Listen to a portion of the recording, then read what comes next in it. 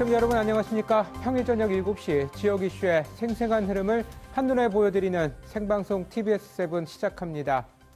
코로나19 신규 확진자가 다시 5,000명대로 늘었습니다. 위중증 환자와 오미크론 변이 바이러스 감염자는 최다치를 경신한 반면 사망자는 26일 만에 30명대로 떨어졌습니다. 오늘 0시 기준으로 집계된 신규 확진자 수는 5,409명으로 사흘 만에 다시 5,000명대로 올라섰습니다.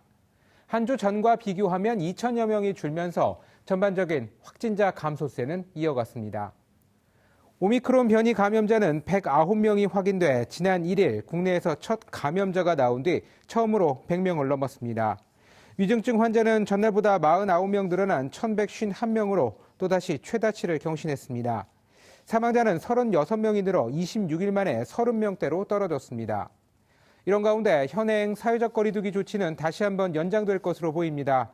정부 관계자와 각계 전문가 등으로 구성된 자문기구인 일상회복지원위원회는 오늘 6차 회의를 열어 거리 두기 연장 여부를 두고 논의했습니다. 오늘 회의에서는 우선 다음 달 2일 종료 예정인 현행 거리 두기를 최소 2주간 연장하자는 의견이 다수였던 것으로 전해졌습니다. 중앙재난안전대책본부는 이런 의견을 반영해 오는 31일 회의에서 거리 두기 조정안을 확정해 발표할 예정입니다.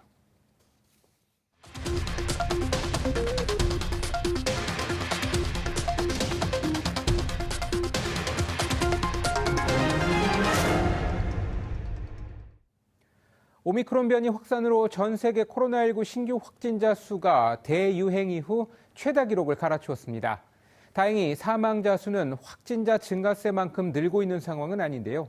오미크론 증상이 상대적으로 경미하다는 연구 결과도 잇따르고 있긴 하지만 겨울철 독감 확산으로 엎친 데 덮친 격이 될 수 있어 긴장의 끈을 놓칠 수 없습니다. 온 세계 손정인 기자입니다. 코로나19가 처음 보고된 지 2년, 백신이 출시된 지 1년이 지난 지금 전 세계 신규 확진자 수가 역대 최다를 기록하고 있습니다. 블룸버그 통신에 따르면 27일 하루 전 세계 코로나 확진자는 144만 명에 달해 지난해 12월 기록을 갈아치웠는데요. 이는 오미크론 변이가 남아프리카 공화국에서 처음 확인됐던 한 달 전과 비교하면 49%나 증가한 수치입니다. 영국, 프랑스, 이탈리아, 그리스, 포르투갈 등 유럽 주요국뿐만 아니라 방역 모범국으로 꼽혀오던 호주도 하루 확진자 수가 사상 최다치를 경신했습니다. 미국은 일주일간 신규 확진자가 2주 전보다 2배 이상 증가한 것으로 집계됐습니다. 다행히 사망자 증가세는 확진자만큼 가파르지 않은 것으로 나타났습니다. 보시는 것처럼 1차, 2차, 3차 대유행 당시 감염자 수가 늘어나면서 사망자 수도 정비례하는 흐름이었던 반면 이번 오미크론 등장 이후 사망자 수는 뚜렷한 증가세는 보이지 않고 있는 건데요. 하지만 여전히 우려되는 부분은 백신 접종률이 낮은 어린이들 사이에서 감염이 확산하고 있다는 점입니다. 미국의 경우 어린이 코로나19 입원자 수는 지난 4주간 52% 증가했습니다. And we're seeing record numbers of admissions of all children of all ages, from newborns all the way through 21 years of age in hospitals and in ICUs with Omicron. Not to say that it's more severe, but it's, my experience so far is that it's not less severe, at least in kids. 미국에선 엎친 데 덮친 격으로 독감까지 확산하고 있습니다. 더 큰 문제는 지난해 독감이 크게 유행하지 않은 탓에 경계심이 풀어지면서 독감 백신 접종률은 지난해보다 오히려 떨어진 것인데요. 마스크 착용과 사회적 거리 두기, 학교 폐쇄 등 방역 조치로 지난해 독감 발병률이 사상 최저를 기록한 것과 달리 올해는 조짐이 심상치 않다는 게 전문가들의 지적입니다. 게다가 코로나19와 독감 증상이 비슷해 의료 현장의 혼선이 더욱 커질 우려도 제기되고 있습니다. 지금까지 온세계 손정은이었습니다. 영하 20도 안팎을 오가는 강력한 한파가 찾아온 지난 주말. 10분만 서 있어도 손이 잘릴 것 같은 고통이 느껴지는 추위인데 끝이 안 보이는 검사 대기줄에 코로나19 선별진료소 의료진들은 식사도 거르고 7시간 동안 화장실도 못 가는 일이 다반사입니다. 추운 날씨에 밖에서 오래 기다리다 보니 일부 시민들은 불만을 토로하고 심지어 욕을 하기도 합니다. 그래도 고생한다는 한마디에 뿌듯하고 힘이 난다는데요. 강추위 속 방역의 최전선을 지키는 선별진료소 의료진들을 최양지 기자가 만나고 왔습니다. 교대 시간이 됐는데도 식사를 못 하시고 7시간 정도 화장실도 못 가시고 계속 접수하는 그런 애로점이 조금 있습니다. 서울 영하 16도 등 주말 내내 강력한 한파가 예상됩니다.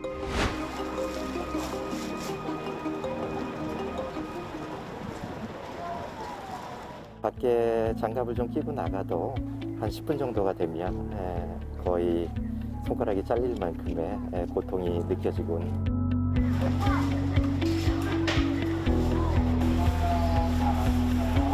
손끝이 생각보다 굉장히 많이 시렵더라고요. 동상걸리처럼 빨갛게 돼 있는 나루이 좀 많이 있었어요. 저희가 이제 검체 채취할 때 좀 추우면 속도가 조금 더뎌지니까 신속하게 끝내줘야지 불편감이 덜 하실 텐데 그래도 1, 2초 차이가 좀 생각보다 불편감을 느끼실 거예요, 아마. 쉬지 않고 와서 아마 1번에 1명 정도는 최소 하지 않을까라고 생각을 하거든요.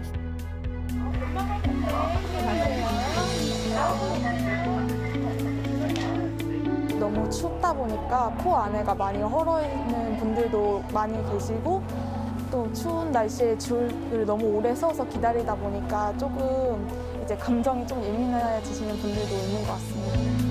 저희도 최대한 안 아프게 검체를 하려고 하는데 가끔씩 되게 왜 아프게 찌르냐고 하면서 욕을 한다거나 되게 불만을 토로하시는 분들이 되게 많거든요.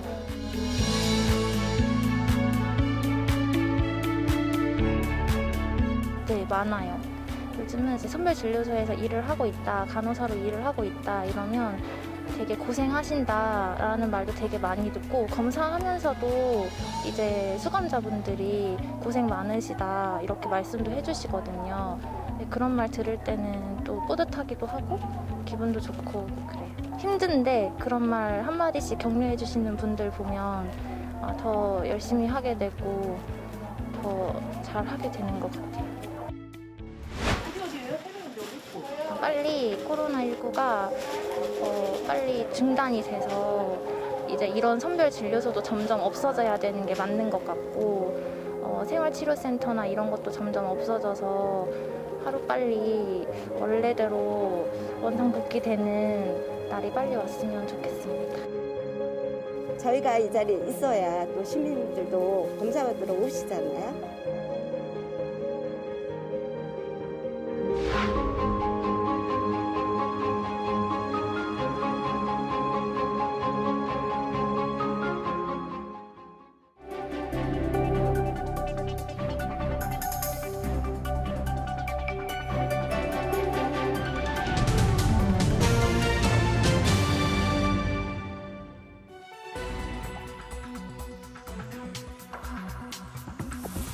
코로나19 생존지원금 편성을 두고 평행선을 달리던 서울시 의회와 서울시의 내년도 예산안 협상이 결렬됐습니다. 더불어민주당 소속 서울시 의원들은 내일 의원총회를 거쳐 임시회에서 내년도 예산안을 처리할 예정입니다. 이용철 기자입니다. 44억 원 규모의 내년도 예산안에 대한 서울시와 서울시의회의 협상이 결렬됐습니다. 당초 서울시가 민생 방역 분야, 즉 코로나19 생존 지원금에 2조 4,300억 원을 편성했지만 시의회는 코로나 피해 지원을 위한 3조 원 증액을 요구했습니다. 하지만 공무원들의 잇따른 코로나 확진으로 예결위가 파행돼 법정 기한을 넘겼고 시의회와 서울시는 접점을 찾지 못하고 계속 협상했습니다. 어제 민생 방역 분야에 5,400억 원의 추가 예산을 제시했던 서울시는 오늘 2,283억 원을 증액한 7,683억 원을 다시 제시했습니다. 그렇지만 시의회 예산결산위원회는 코로나19 피해 시민 지원을 위한 서울시의 예산 규모가 크지 않고 지원 효과가 적은 간접 방식이라며 제동을 걸었습니다.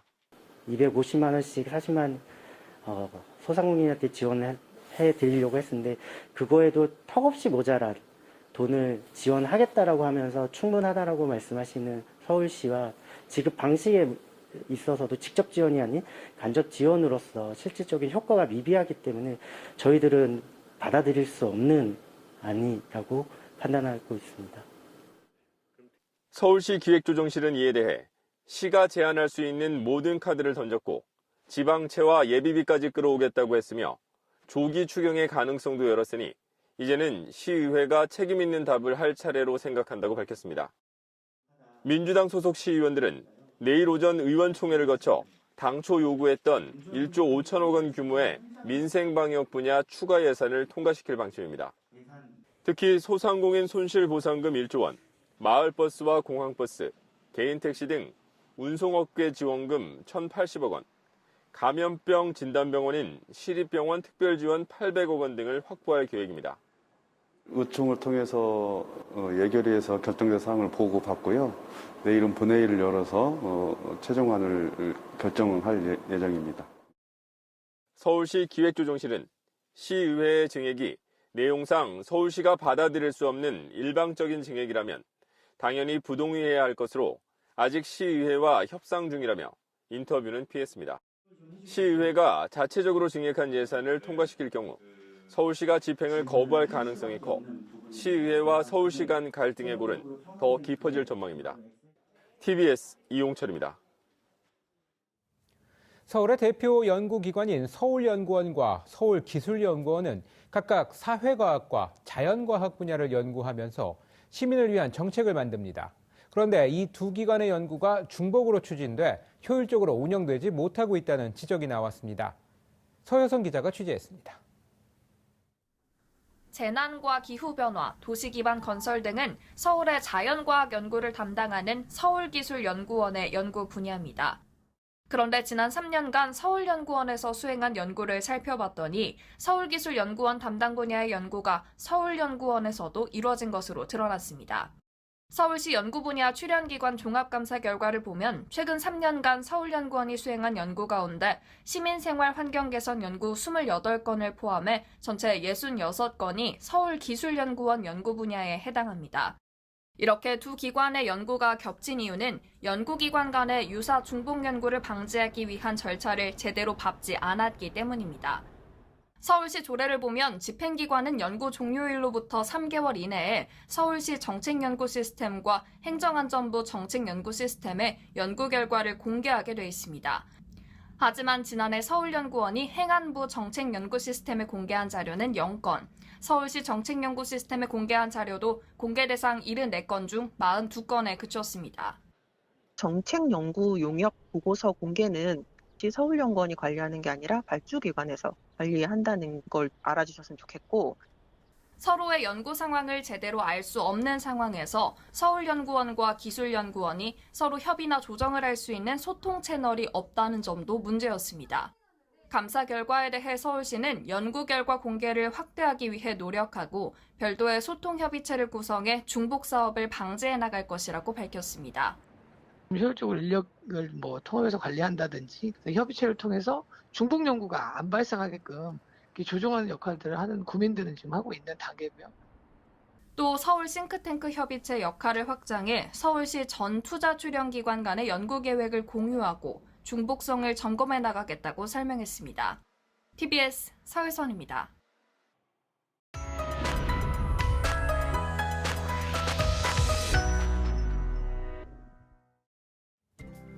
오늘 밤부터 북쪽에서 찬 공기가 내려오면서 기온이 큰 폭으로 떨어지겠습니다.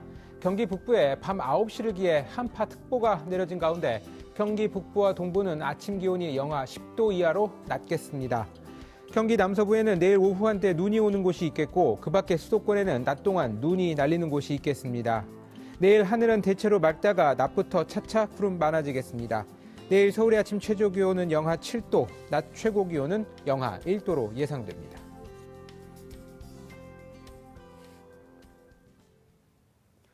소상공인들이 처한 참담한 현실이 숫자로 드러났습니다. 지난해 영업이익은 43%나 줄어든 반면 빚은 50조 원 가까이 늘었는데 반토막 난 수익에 결국 빚으로 버텨낸 셈인 겁니다. 참다 못한 자영업자들은 소등 시위에 이어 집단 휴업까지 예고한 상황인데요. 모레 거리두기 연장 여부가 결정되는데 방역과 경제의 균형점을 잡을 지혜로운 해법이 나오길 기대해 봅니다. 생방송 TBS7 마칩니다. 함께해 주신 여러분 고맙습니다.